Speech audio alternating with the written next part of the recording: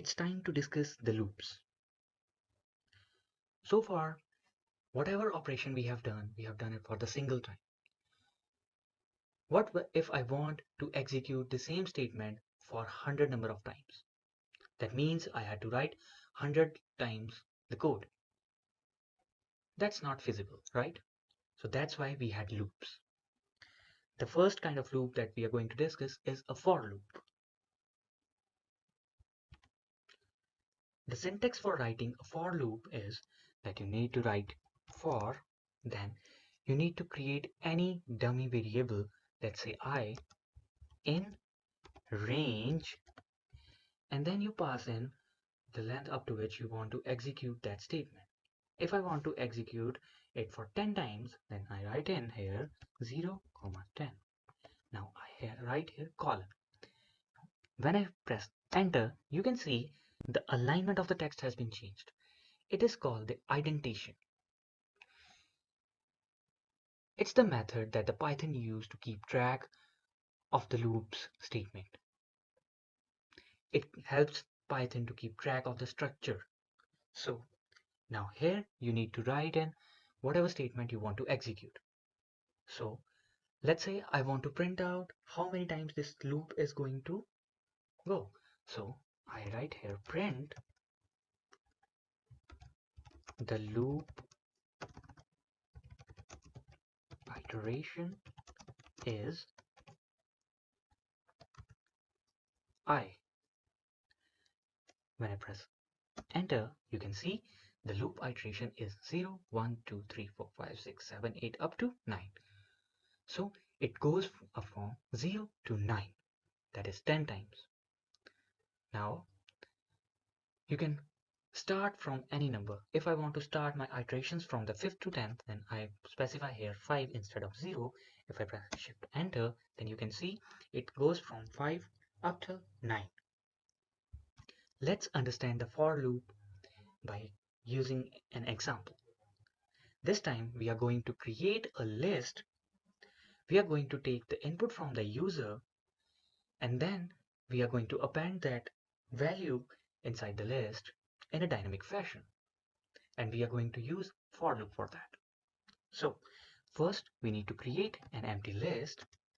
Then I am going to define for loop for I in range, and let's say I want to go it for 5 runs. So I write here 5, and now I am going to write whatever I want to execute for the 5 times. So for the 5 time I am going to take an input and I am going to append it to the list. So that means I am going to append, what I'm going to append, it's the input. So I am going to take an input from the user and I'm going to append it. I can write a label enter value. So when I press shift and enter, so it goes for enter value.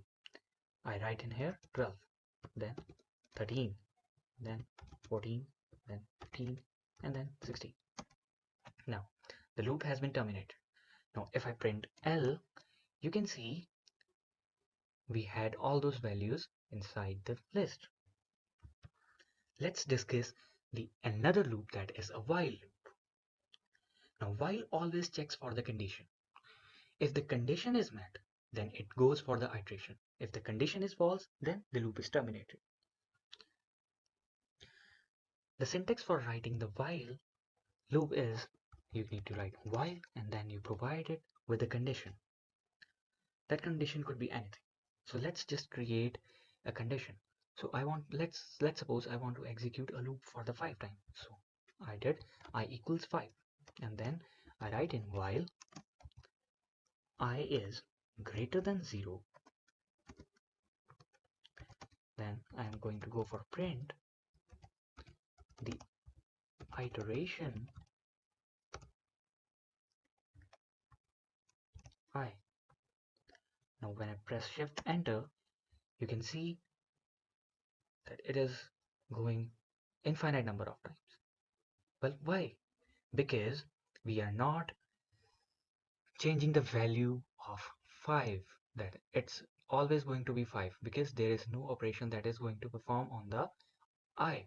So what you need to do, we need to change the value of I. So I want to go it for 5 times, then I need to write here I equals I minus 1.